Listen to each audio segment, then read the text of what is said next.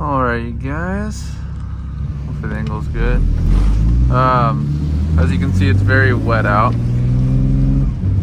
But I need to film a video for you guys. So, I've been sick the past few days and I haven't really left my house. But I'm good today. I went back to work. I figured I would just do a little video answering a lot of questions that you guys tend to ask. I get a lot of messages on Instagram and sometimes it's really hard to get to all of them, but yeah, I guess I'll just start off with some of the most common questions I get asked. Like one, obviously what's done to the car.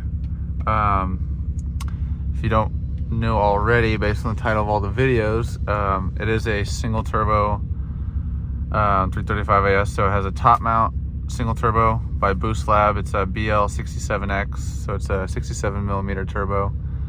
Has a JP Works top mount kit. Let's see, full bolt on, so charge pipe, blow off valve, stuff like that. It does have an upgraded low pressure fuel pump, and it's the stage 3. It's the Fuel It bucketed stage 3 pump.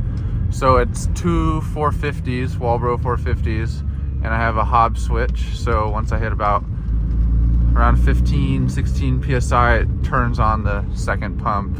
And yeah, that's pretty much it right now for fueling until I get the port injection, as you guys know. And then the blow-off valve is a Turbo Smart blow-off valve. It's the blue one. Charge pipe is a 335D charge pipe.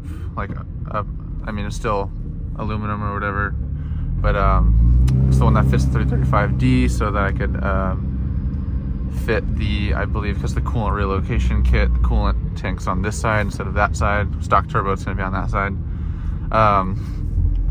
Then it has a custom 3.5-inch straight pipe from the downpipe, like from the turbo. The downpipe's 3.5 inch too.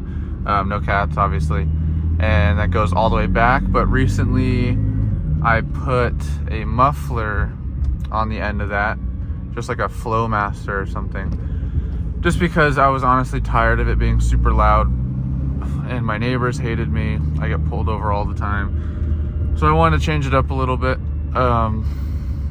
I can always take it off, doesn't really matter.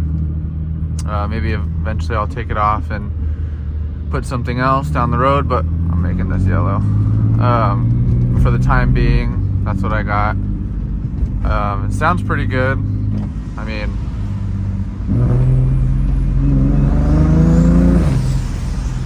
I like it.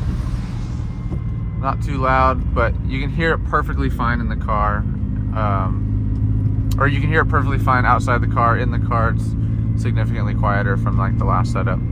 But yeah, I think it sounds pretty good. In the car right now, it's a lot quieter. Before, I used to not even really be able to I mean, I got used to it, but in the car, there's just a lot of drone, and I don't know, it gets annoying sometimes, but. And then let's see, another question is the steering wheel. This is it came off of a Lime Rock M3, from what I've been told. So it's I guess the M3 wheel, it's the competition steering wheel.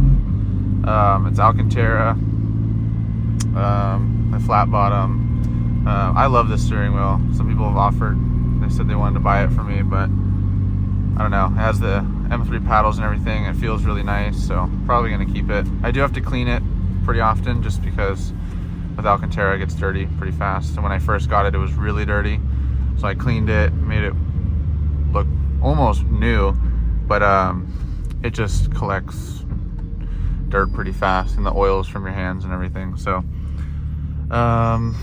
let's see, the tune, it is tuned, I use MHD. Just use this thing, and it's tuned by David Shop. I'll tag him.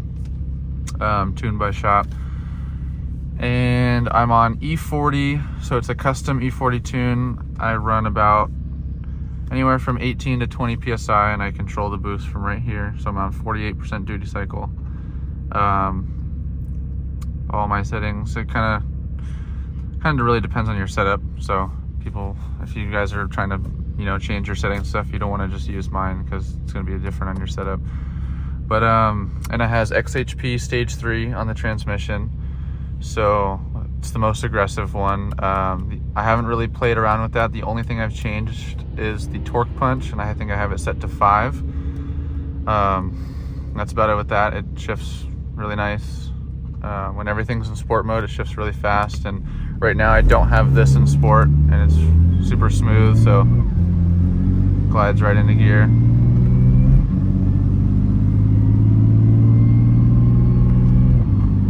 Really smooth. Even with it in sport mode, it's still smooth, but you can just tell it's more aggressive. Yeah, so that's pretty much it for the tune. E40, if you don't know what E40 is, it's basically just 40% ethanol. So when I'm empty, I do about 6 gallons of E85 and about 9 of 91. So that's the mixture. Tire setup. Front tires, because I don't track the car or anything, front tires don't usually, I mean, they matter because I've had tires, like shitty front tires that feel horrible when I'm driving around. The ones I have now, I forgot the exact brand I have. They were kind of some newish ones that were laying around at the shop that we put on. For the rears though, I use the Falcon Exynos RT660s. And because I'm not making that much power right now, I'm only making around 500, 550. When it's dry out, it hooks perfectly fine. Obviously right now, when it's all wet, it's not going to hook at all, but I don't think any tire would. But the Falcons are super nice, or the RT660s at least, just because they're like R888s. They hook super well when it's dry, but they last way longer than R888s. I've had these tires on for a few months now.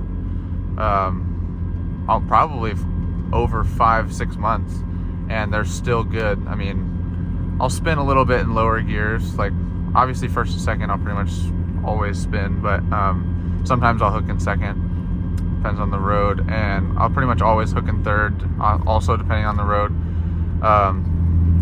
But they've lasted a really long time, and they're still going strong. So I highly recommend those if you're looking for grippy tires that aren't gonna last a month like R888s, because when I get R888s, I swear they last for a month, maybe 2 months, and they're more expensive. The RT660s are like, I want to say they're like $100 cheaper. I don't know what the prices are now. It's been so long since I've had to order them, but yeah, those are the tires I use. The wheels, it's 18s in the front, 17s in the rear. I forgot the exact offset and everything. I didn't actually buy these wheels. Yeah. Interior, other than that, everything's pretty stock. I do have the Sparco bucket seat, but it is the Evo 2 Plus, I think. Can't remember. I have to look at it. Can't really look at it right now, but it's pretty good. Holds me pretty perfectly. You know, I feel snug. It's not too uncomfortable. It made a huge difference from the stock seat, I'll put it that way. Like when I put it in the car, I immediately felt like I could go through turns faster, like just because I feel so much like more secure. And I don't know, it's really nice. The seating position changed a lot too. So the car overall feels better with this seat. So if you don't have a bucket seat and you are looking for one, I definitely recommend it, as it does feel really nice. And then maintenance, I think, would be the next thing. A lot of people ask me what I've had to do for maintenance. I've pretty much had to do everything that a normal N54 owner has had to do. Oil filter housing gasket, spark plugs, coil packs, oil pan, valve cover. Let's see, obviously you want to do oil changes a lot. I have to do an oil change coming up pretty soon. I try to do them once a month, just because, I mean, you don't have to do it once a month, but it's not very expensive to do oil changes, and if you're doing it yourself, it's not very hard. So you might as well have fresh oil as much as possible. And that's the way I see it. And the more fresh that your oil is, the happier your motor and the healthier your motor is going to be. So might as well always have clean oil. And N54s, like if they do, yours is burning oil pretty fast, then it's like another reason why you should just always change your oil, because then you never really have to worry about it. But yeah, and then let's see, I feel like that's about it. Water pump, thermostat, that stuff obviously had to be had to have been changed. What else? Oh, O2 sensors. Single turbo N54s will go through a lot of O2 sensors, depending on the kit. My kit in particular was going through Bank 2 O2 sensors like crazy until I put the Vargas. That thing was sick. Didn't even look over. But I don't even think that was a real F80 actually. Maybe it was. I don't know. I put the Vargas O2 bung thing on my Bank 2. It's not on Bank 1. I've never had issues with Bank 1, but Bank 2 would always fail. So I put this little Vargas. I'll put a little picture up on the screen of what it is or what it looks like. But I put one of those on the car, or on Bank 2, and it's been on there for a while now. I've done a bunch of polls for like Instagram clips and stuff, like pretty much nonstop, and I haven't had any issues with it since. So I'm thinking that I fixed the problem. Yeah, so if you're having O2 problems, definitely try that out. I've also heard the NTK O2 sensors that are, I don't know exactly, I think they're just different. I don't know what's different with them. I mean, I've never tried them, but apparently they can withstand more heat, and that's pretty much what kills the O2 sensors. So if that's the case, then I'm sure they're good, but I've never tried them. They're like $300 or $200 or $300, I think, per O2, and I was going through an O2 every week, so I was not in the, I was not trying to spend that. But yeah, so not sure on those. Another question is, what do I record with? I am using my iPhone with a head mount that I bought on Amazon. I feel like the iPhone nowadays, like with GoPro, like it'll make it look dark in the car, light outside. I know there's ways to fix that, but with the iPhone, it automatically does all that stuff for you. So like I just click record and this is what it looks like. So it's super easy to film. The quality is really good, it's 4K. And the mic, it's still just my iPhone. I don't have an external mic or anything. So all the sound quality and video quality is really, really good. So I don't know, just kind of shows you that you don't really need a crazy setup to make these kind of videos. Like I have a Sony A6500 that I take like pictures with, and I still do film my videos with, but I mean, that camera's not very expensive, but like you don't need that to film. Like you can just use a phone, and pretty much everybody has a phone, and especially if you have an iPhone, it's very easy to go film. But yeah, that's what I use. No external mic or anything. And you'll see if I roll the windows down, hear everything. That's no external mic or anything, so.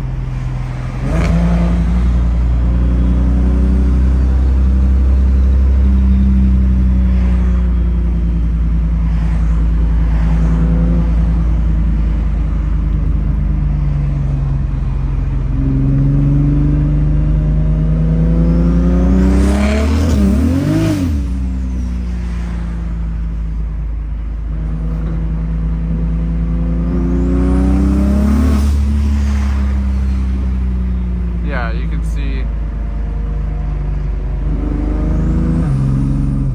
hear everything very easily. Yeah, those are kind of all the questions I can think of right now. Those are all the most common questions I get. Everything else, if I didn't mention it, it's probably still stock. My suspension is still stock. transmissions, stock clutches, stock flywheel, motor stock. I guess I can tell you the turbo kit and turbo have probably about 70. I keep saying 70, but it's just somewhere around 70,000 miles. I don't know exactly how many miles, but it's upwards of 70,000 miles. So give you an idea of how long they can last. And my turbo doesn't smoke. Still makes well over 20 psi very easily, even though I'm not even hitting that yet. But I've seen it spike, and it gets to 27 psi very quickly. You can hear it spool up. You can look in the mirror, no smoke, nothing. My old car, my E92 N55 that I had, the turbo was going out and it would start smoking, and I would notice when I would like floor it or just like get on it like this and look in the mirror, I would see like blue smoke, but none of that. It's not burning oil. So, but yeah. Yeah, so this is also my daily. That's another question. I daily drive this. It's got 136,000 miles. How you guys see me drive it in the videos is pretty much how I drive it all the time. Like, you know, I don't really baby it. I drive it pretty hard all the time. I just, whenever I want to have fun, I drive it. So, but yeah, so that's about it. Hope you guys enjoyed this little video. As soon as it dries up a bit, I can go out and film another normal POV. And within, I think, the next week or two, the shop has been opening up again. They've just been trying to finish a lot of projects and stuff, but everything should be ready to go on the car. And yeah, I just gotta get the base map for my tuner, get the parts on, and everything should be ready to go. So stay tuned for that. And yeah, thank you guys for watching.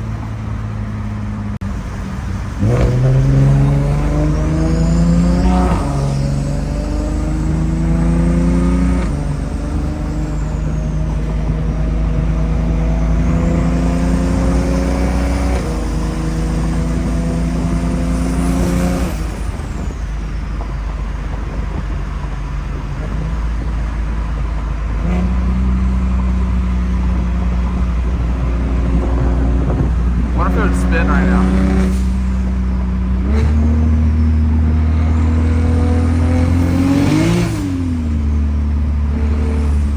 Yeah.